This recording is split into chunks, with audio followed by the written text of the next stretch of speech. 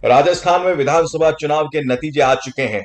वहां राज तो बदला है लेकिन रिवाज नहीं बदला। बीजेपी ने सत्ता में वापसी कर ली है, लेकिन इस दौरान जिस एक प्रत्याशी की सबसे ज्यादा चर्चा हो रही है वो शिव सीट से चुनाव जीतने वाले 26 साल के युवा रविंद्र सिंह भाटी हैं, जिन्होंने बीजेपी कांग्रेस के कद्दावर नेताओं को धूल चटा दी है।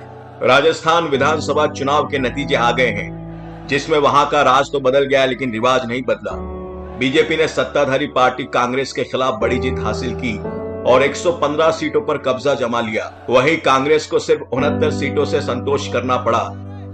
लेकिन राजस्थान चुनाव परिणाम आने के बाद जो एक सीट और उसका उम्मीदवार चर्चा में है वो है बाड़मेर के शिव सीट से निर्दलीय चुनाव जीतकर विधानसभा पहुंचे रविंद्र सिंह भाटी। इस विधानसभा चुनाव में शिव सीट पर 26 साल के इस नौजवान युवक रविंद्र सिंह भाटी ने बीजेपी और कांग्रेस को पछाड़ते हुए ये बड़ी जीत हासिल की है। भारतीय जनता पार्टी ज्वाइन करने के बाद महज 9 दिनों में बागी हुए रविंद्र भाटी ने अपने पहले ही चुनाव में बाजी मारी है। 26 साल में वो विधायक बन गए हैं, जबकि भारत में चुनाव लड़ने की उम्र ही 25 साल है। चुनाव के दौरान द लल्लन टॉप को दिए इंटरव्यू में रविंद्र सिंह भाटी ने कहा था वो एक कंकड़ है और इस बार गड़ा फोड़ देंगे। उन्होंने जैसा कहा था वैसा कर भी दिया। जोधपुर से आने वाले 26 साल के इस नौजवान ने बीजेपी और कांग्रेस दोनों उम्मीदवारों के पसीने छुड़ा दिए और 3,950 वोटों से चुनाव जीतकर महज 26 साल की उम्र में विधायक बन गए। राजस्थान में विधानसभा चुनाव से ठीक पहले रविंद्र सिंह भाटी ने 28 अक्टूबर 2023 को बीजेपी ज्वाइन की थी। इसके बाद ही वो सिर्फ 9 दिनों बाद बागी हो गए।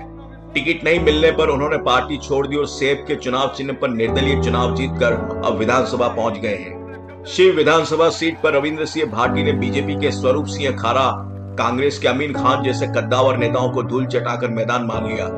साल 2018 में कांग्रेस के टिकट पर अमीन खान यहां से विधानसभा चुनाव जीते थे। इस चुनाव में कांग्रेस के टिकट पर चुनाव लड़ रहे अमीन खान तीसरे नंबर पर रहे। अब अगर रविंद्र सिंह भाटी के पॉलिटिकल करियर की बात करें तो उन्होंने बेहद कम समय में यूनिवर्सिटी की राजनीति से विधानसभा तक का सफर तय किया है। भाटी साल 2019 से 2022 तक जोधपुर की जय नारायण व्यास यूनिवर्सिटी के छात्र संघ अध्यक्ष रहे हैं। हालांकि छात्र संघ अध्यक्ष का कार्यकाल 1 साल का ही होता है, लेकिन कोरोना की वजह से 2 साल चुनाव नहीं होने की वजह से वही अध्यक्ष बने रहे। भाटी बाड़मेर जिले की शिव विधानसभा क्षेत्र में ही दुधोड़ा गांव के रहने वाले हैं।